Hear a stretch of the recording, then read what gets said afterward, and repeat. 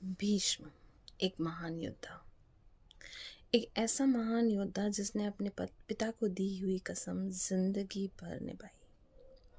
116 साल तक उन्होंने हस्तिनापुर में हर एक राजा यानी कि 4 पीढ़ियां शांतनु, विचित्रवीर, धृतराष्ट्र और पांडव इन सभी को संभाला है।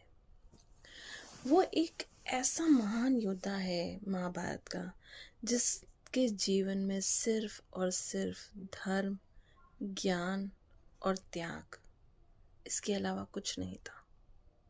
जिसे हर चीज़ में पारंगित किया गया था, चाहे वो धर्म हो, चाहे वो जीवन हो, चाहे वो त्याग हो। उसने अपनी पूरी जिंदगी में सिर्फ त्याग को ही चुना है। उन्हें एक वरदान था कि वो अपनी इच्छा पर ही मृत्यु प्राप्त करेंगे।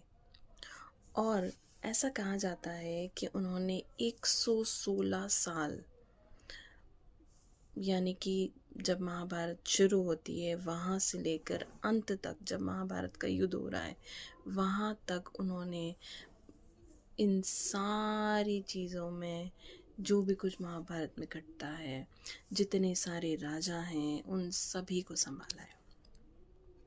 उन्होंने अपने पिता की हर इच्छा पूरी की।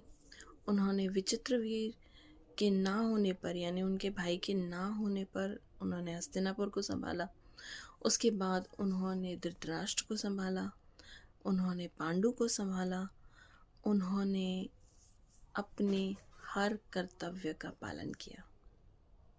और अंत में भी जब हम देखते हैं कि उन्होंने कौरवों का साथ दिया, पांडवों का नहीं दिया, तो वो भी इस कारण से कि वो हमेशा हस्तिनापुर के फेवर में, हस्तिनापुर के जो राजा हैं उसके लिए ही काम करते थे, उसी की सेवा करते थे। हस्तिनापुर की सेवा के अलावा उनका कोई भी और काम नहीं था।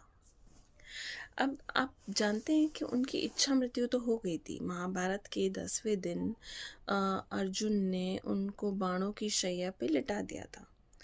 पर महाभारत के 10वें दिन से लेकर अगले 58 डेज तक, यानी जब वो 10वें दिन बाणों की शैया पे लिटाए गए, उस दिन था दक्षिणायन पक्ष। और उन्होंने 58 डेज तक का इंतज़ार किया। वो बाणों पर लेटे रहे और उत्तरायण में उन्होंने अपने देह को त्यागा, उन्होंने अपने शरीर को त्यागा।